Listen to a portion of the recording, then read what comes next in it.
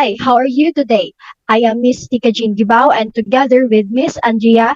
And today we will be learning a new two topics entitled Measuring Complexity, Accuracy, and Fluency or CAP language teaching and Measuring Phonology. So the acquisition and use of second language has always been a multi-phase process in SLA research. However, it was only in the mid-1990s that the complexity, accuracy, and fluency CAF triad became established as a standard way of describing the multidimensionality of language performance, in particular after the works of Skehan and Wolfi Quintero Inagaki and Kim 1998. So what is measuring complexity, accuracy, and fluency? In language testing assessment, the three dimension play an important role.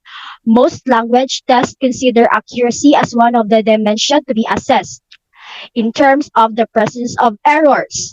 While fluency has been a component of speaking assessment since the Second World War by Fulcher 2015, complexity is also often included in performance descriptors, and several studies have found a positive correlation between test scores and more complex language use. So since the 1990s, second language acquisition and applied linguistics studies have focused heavily on CAF, which reflects three dimensions of L2 production and performance. Before we start into a deeper discussion, let us have the general clarification first. Complexity and fluency have to do with the interlanguage system. They describe several characteristics in positive terms, such as the presence of some structures or its delivery rate. Accuracy, on the other hand, implies the comparison with another system, namely the target language, which is conducted in negative terms by counting errors. The most important difference lies in the choice of the reference units, which may be identified in writing by means of punctuation, so sentences or T units. While in oral production, this identification often relies on prosody and intonation. So, what is complexity? The term complexity is commonly used to refer both to a structural dimension, so these are the number of elements of a system, intricacy, or of their relationships, and to a cognitive dimension, so as the effort needed to process the whole system or some of its structures. The formal characteristic of text and linguistic system has to do with the number of their constituents and the related patterns is constructural complexity. As an example, the study of various sounds and how they combine to create speech and words are an illustration of phonology. The cognitive dimension, it involves the processing of information and applying knowledge. There are three types of complexity, namely lexical, morphological, and syntactic complexity. First is lexical complexity. Assessing lexical complexity from a structural point of view implies calculating the variety of lexemes within a text. So these measures taken together are intended to represent the multidimensional nature of grammatical and lexical complexity. Additionally, a lexeme is a fundamental unit of meaning. So in dictionaries, lexemes are the head words. For instance, the word play can be interpreted in various ways, including playing, plays, or played. Lexemes are the units of a lexicon. The fundamental tenet of the argument is that if a student creates uncommon words, her lexical competence can be considered to be more advanced than that of is restricted to a simple lexicon. Next is morphological complexity. So the few existing measures of morphological complexity gauge the average diversity of exponents or morphological processes in a text. So Paluti 2015 proposed the Morphological Complexity Index or MCI, which calculates the average diversity of inflectional exponents within and between samples of 10 forms randomly extracted from a text. So inflectional morphology has to do with how words change their form to express grammatical meaning. It plays an important role in a number of languages. In these languages, the patterns of word change may, for example, indicate number and case on nouns or past, present, and future tense of verbs. For example, to express the past participle in German, it adds the prefix "je" and optionally modify the vase. Ich gehe, or I go or walk. Thus becomes ich bin gegangen, or I have walked. English also inflects verb. For instance, walk, walks, walking, or walked, or drive, drove, or driven. But the range of inflective forms is narrower than in many other languages. So the range of morphological forms in a text can be seen as its morphological complexity.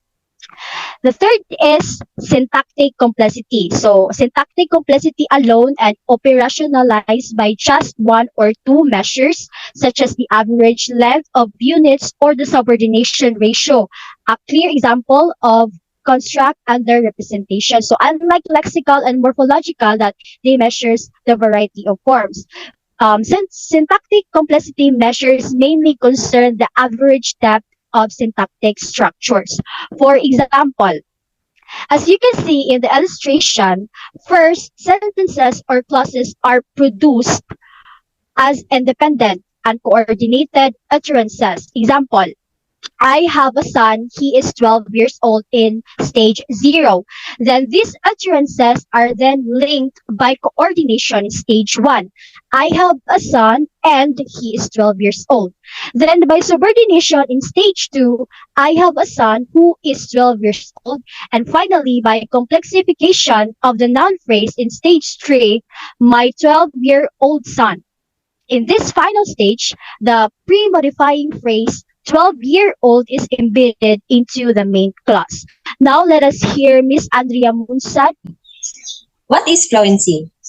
Fluency can be seen as an observable characteristics of text or a term's fluency, as a reflection of cognitive processes or cognitive fluency, and as the perception of an external observer perceived fluency. In cognitive perspective, fluency is connected to the dimension of control of language production processes that is, with their proceduralization and automatization, and with functions such as planning and monitoring. On a descriptive level, three main dimensions are usually identified. It is speed, breakdown, and repair. Speed fluency. This dimension represents how fast language is produced. It may be measured by counting the number of syllables per unit of time. For example, 1 minute speech rate. However, this measure is spurious as it confounds articulation speed and the amount of pausing. A better operationalization is articulation rate. That is the number of syllables per speaking time unit. Next is breakdown fluency. This dimension can be calculated by observing the number and length of pauses or vice versa. The time in which a speaker produces language over total time or phonation time ratio. If pauses are counted, then a decision must be made as to how long a silence must be in order to be considered as a pause. Typical values are around 0.3 to zero point 0.4 seconds. Another indicator may be the number of words produced between one pause and another, referred to as words per verse, mean length of run or mean length of utterance. The position of pauses is also important. It has been noted, for example, the native speakers and advanced learners tend to pause between syntactic constituents, namely to meet conceptual planning needs, while lower level learners also pause within these constituents, probably to search for words. Next is repair fluency. This measure concerns the number of repair phenomena. Example, self-repetitions, reformulations, hesitations, and false starts. It gives an indication of the uncertainty experienced by speakers and of how they may consciously monitor their production. It relates to the extent to which speech is repeated, reformulated, or left incomplete.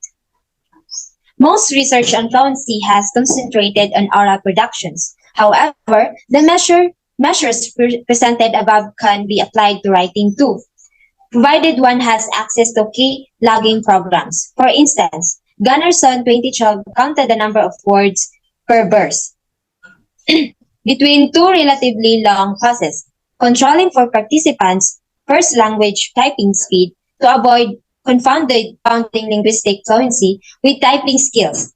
It is also possible to calculate the number of keystrokes per minute, which is equivalent to the phonation time ratio.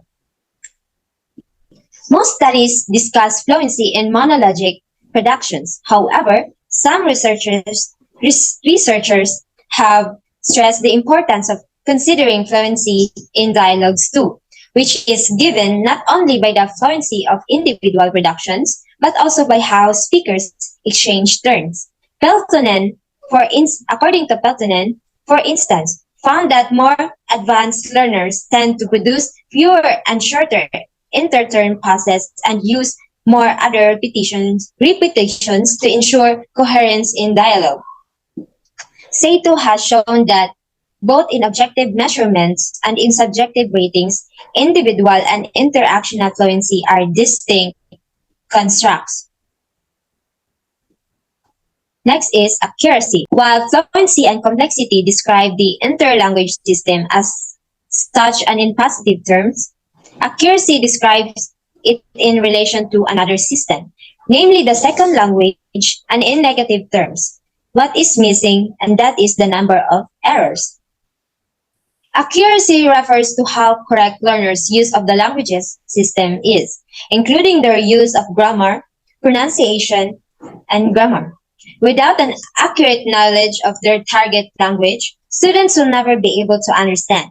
This calls into question the very idea of interlanguage as an autonomous system, whose logic and regularities should be explained in their own right, and result in the comparative fallacy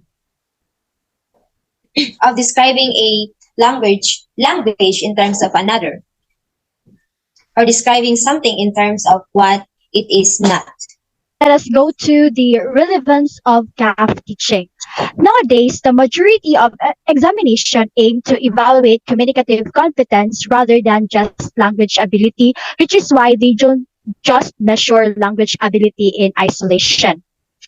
One of the earliest to bring up the matter was Paluti, for whom adequacy can be seen both as a separative dimension theoretically independent from CAF and as a way of interpreting CAF measures himself. So the first strategy was used in studies that connected CAF measures with functional adequacy assessment. The second approach is probably more effective for language testing, considering that the primary component of the bulk of recent tests is a linguistic communicative skill. Second, the measurement of complicity, accuracy, and fluency should be interpreted according to this fundamental dimension. So for this reason, a communicatively oriented assessment should assess a product's sustainability for performing communicative activities as well as its degree of complexity and fluency. Last one is, as regards to fluency, Fulcher 2015 argues that most studies that assess it with measures such as speech rate or pause number and length underrepresented the construct, limiting themselves to a purely objective account with low inference descriptive categories. Sigalowitz 2010 asserts that if the latter were to be interpreted at all, it would be in terms of underlying cognitive processes like cognitive fluency, the communicative function of pauses, these fluencies, and articulation speed, as well as their involvement in the co-construction of meaning among participants, were thus ignored by this approach. According to him, these are the crucial components of a test that only a human rater can accurately evaluate. Now let us hear Ms. Andrea for the recommendation for practice discussion. Thank you, Ms. Gibao. Let's move on to recommendations for practice. Mind your constructs. Culture's criticism raises the fundamental questions. What do we want to measure and how? Terms like complex, accurate, and fluent are regularly used in descriptors scales, but many of them are polysemic, vague, and with different meanings in the ordinary language versus technical domains. Therefore, a first contribution of CIF research may be to help test developers and users to be more explicit about these constructs. In practice, a many rating scales and test scores will be based on a number of these aspects at the same time. But this should be the result of an intended choice with a clear awareness of what dimensions have been bundled together and why. With regard to complexity, one needs to specify whether it regards the lexicon, morphology, or syntax, or all of them. The complexity of each of these levels should be interpreted in different ways. Lexical complexity may index the ability to express precise semantic nuances. Morphological complexity concerns the command of a wide range of grammatical structures, while syntactic complexity may have to do with grammatical proficiency, too, but also with cultural and individual rhetorical choices. Next is fluency. It is a multidimensional construct too, but since it results from different aspects such as speech rate, pauses, reformulations, and because it can be interpreted in different ways. Also, several aspects of second language fluency, especially length of pauses and articulation rate, are corrected to first language speaking style, which requires great care when comparing candidates using the same absolute measures. In a purely communicative approach to language testing, accuracy should not be very relevant, for the main aim should be to assess whether candidates are able to perform certain communicative activities, regardless of how they use articles or conjugate verbs. Most errors at the intermediate and advanced levels do not affect comprehensibility and thus communicative effectiveness, while problems at lower levels are better characterized, rather than in terms of errors in terms of a basic interlanguage system, which may not be adequate to clearly express some lexical and grammatical meanings. This is perhaps why most accuracy scales classify errors according to their impact on comprehensibility. Although this mixes two theoretically and empirically distinct dimensions.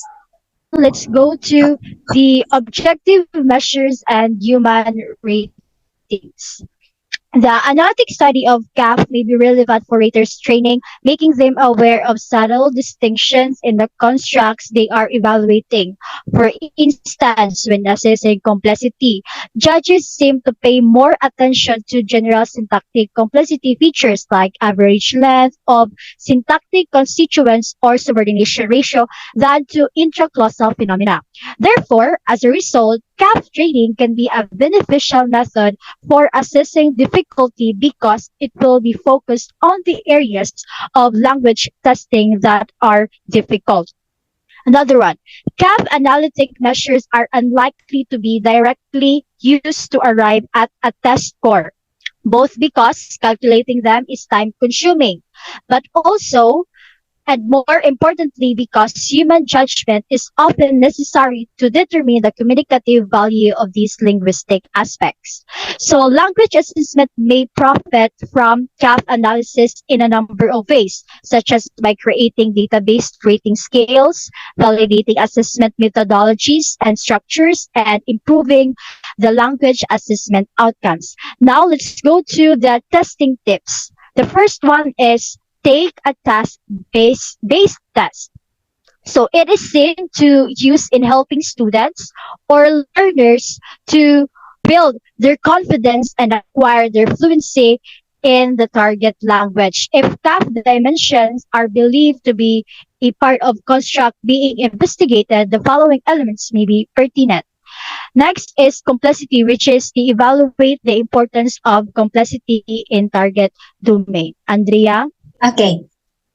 Fourth one is fluency. Consider the role that individual style and task characteristics have on aspects of fluency. Mechanistic interpretations in terms of the more the better may be problematic. Fourth is accuracy. Be careful not to confound accuracy with communicative adequacy or interlanguage development. Next is CAF dimensions, together with a thorough interlanguage analysis, may be more appropriate for formative than for summative assessment. So, any questions, clarifications? Okay, great. So now let's go to the topic of measuring phonology. According to Ekman, he described phonology as a subpart of a larger grammar system, which enables the production and comprehensions of utterances. He specifically referred to phonology as the subpart of the grammar that underlies the pronunciation patterns of the language. In SLA research, this study is personalized through analysis upon second language learners' oral utterance, which includes both segmental or vowels and consonants, and suprasegmental, which is prosodic elements such as word stress, intonation, and rhythm. Considerations. For this reason, when referring to second language learners, holistic oral utterance, with no reference to any specific phonological measure, utilize pronunciation, and when referring to the individual linguistic characteristics of each utterance or the phonological properties, it refers to phonology. Next is an SLA perspective. Emphasize scholarship aligned with Levi's 2005, who described two principles that define how researchers, teachers, and learners have viewed second language pronunciation acquisition and teaching. The first principle is a more traditional view that prioritizes attaining native-like pronunciation in the target language, or the nativeness principle. The second principle emphasizes that second language speakers can produce understandable speech while processing a foreign accent, and that different phonological features have different effects on understandable speech, or the intelligibility principle. Second language assessment pronunciation scholarship has strongly advocated for an emphasis on intelligibility, primarily based on evidence that attaining accent-free speech is a rare occurrence, even for learners beginning at a young age. In much of this research, scholars have focused on three global dimensions: the accentedness, comprehensibility, and intelligibility. Language testing perspective. Fulcher 2014 defined speaking as the verbal use of language to communicate with others and highlighted how this verbal use was defined not only by phonological considerations but also fluency, linguistic accuracy, communicative strategies, and communicative competence. L2 speaking or second language speaking is assessed for different reasons. Large-scale standardized tests such as ELEDs and TOEFL are used to determine L2 English speakers' linguistic preparedness for English medium academic study. The oral proficiency interviews or OPs conducted by ACT-FL serve both educational and professional purposes. Despite the fact that the speaking has received more attention in language testing, generally is still a lot about how the phonological measures have been handled that can be explored. Next is language testing shown a tendency to conflate accentedness and comprehensibility. So meaning that comprehensibility is the perception of how challenging to comprehend utterances, and accentedness is defined as pronounced in a way that shows you come a particular area, country, or social group. The key concept and key issues. So accentedness is how well an L2 speaker can approximate the sound of a target community. So this will pertain to a certain sound in which how will a person pronounces or how does a person sound the word in a particular community. Next is comprehensibility. So how easy or difficult an L2 speaker's utterance is to understand. So this is also measures the phonology of an L2 speaker in comprehending or understanding the utterances. Next is intelligibility. So this is the degree of match between an L2 speaker's intended meaning and the listener's accuracy of understanding. So this is the level of how a speaker and the listener the accuracy of understanding. The last key concept is fluency, which is the level of how fluent a speaker talks, how speed, and the breaks or pauses.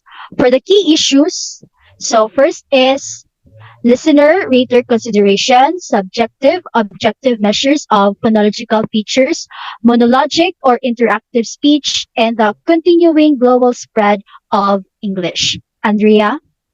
Thank you, Nika. Let's move on to listener rater.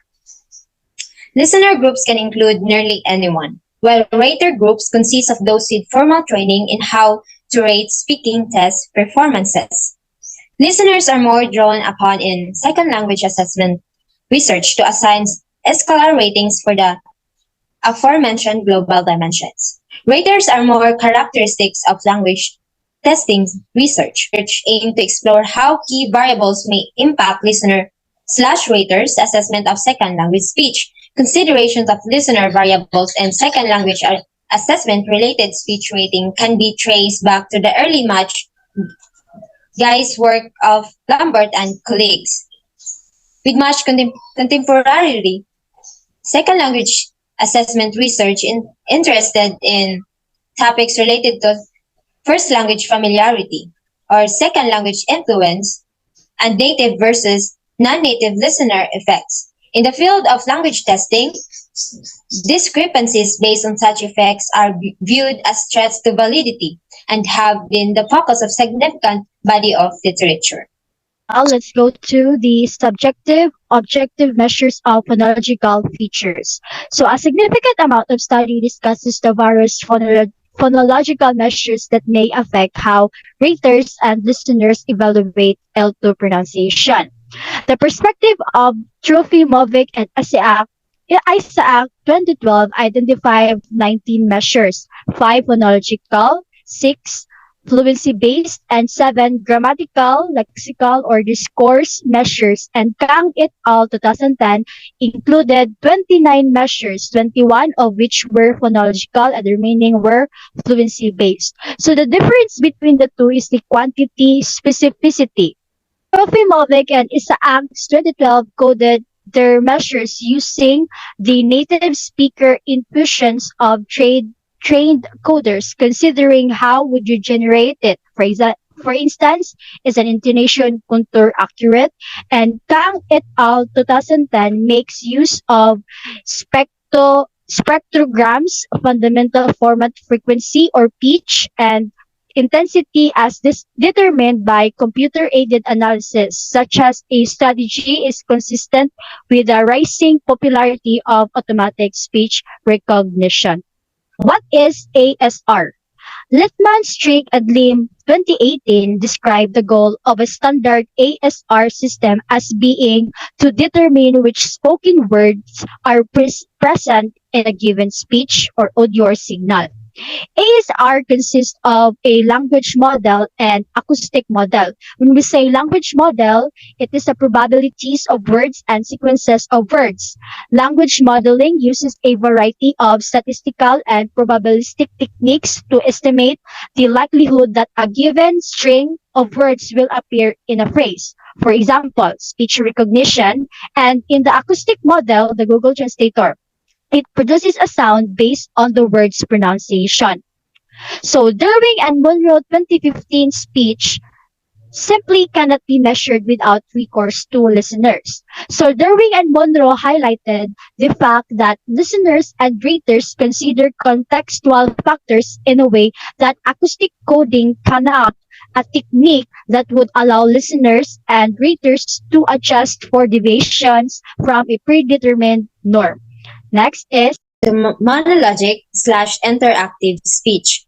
Monologic speech allows listeners to attend to a single speaker, which in turn allows for the isolation of which phonological measures are associated with these some listeners' scalar ratings.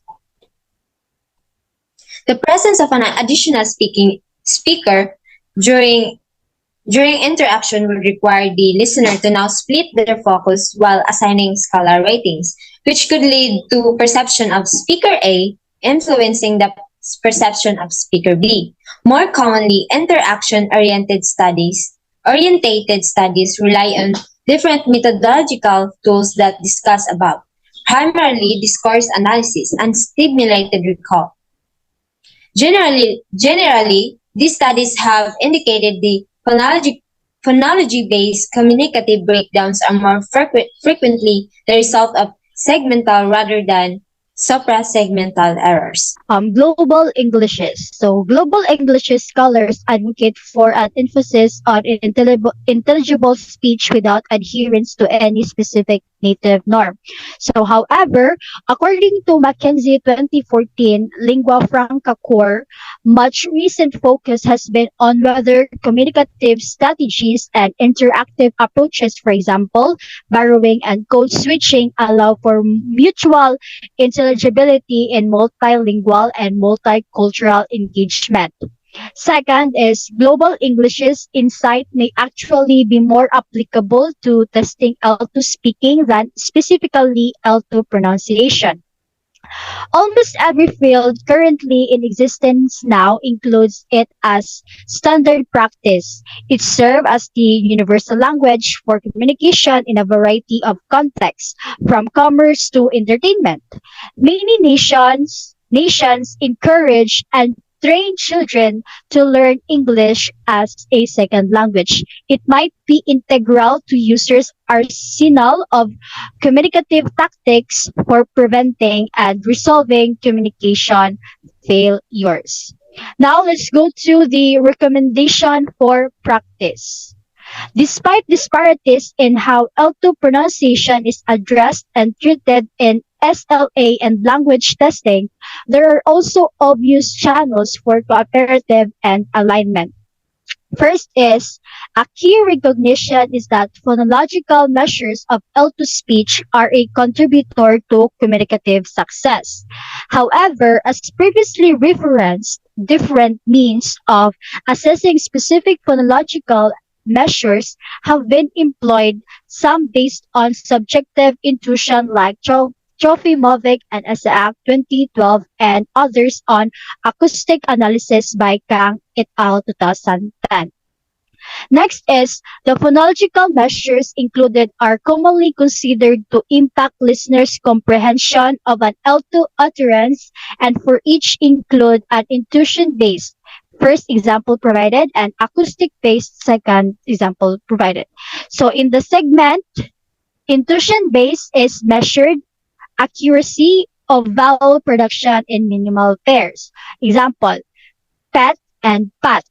In acoustic base, each vowel token was isolated and the first and second formant, like F1, provides information regarding the vowel's production along the height dimension, whereas F2 provides the production along a front-back dimension.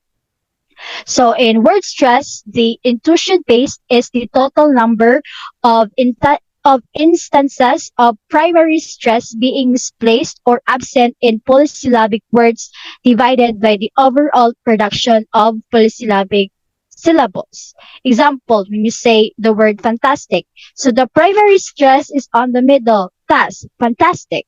And in acoustic based, the measurement included fundamental frequency, vowel and syllable duration and intensity of the accent varying elements. Example, beat is pronounced for about 190 milliseconds, whereas bead is 350 milliseconds in normal speech. Intonation. That is the number of correct pitch patterns at the end of phrases over the total number of instances where pitch patterns are expected as signaled by pre-boundary lengthening. Measuring the FO of the same lexical item presented initially as new information and thus appearing in following instances as given information. Kang et al. 2010 note that this was only one of 12 intonation-orientated measures included. Next is rhythm. The difference in stress or the emphasis between content and function or the grammatical words. According to Crowther et al. 2015, listeners use semantic differential scales to assign ratings. Each sentence was segmented into vocalic sequences and consonantal clusters, or intervals and syllables. They calculated the rhythm measures and vocalic sequences, consonant clusters, and syllables, as well as mean syllable durations for each sentence from each speaker. See you and God bless us all.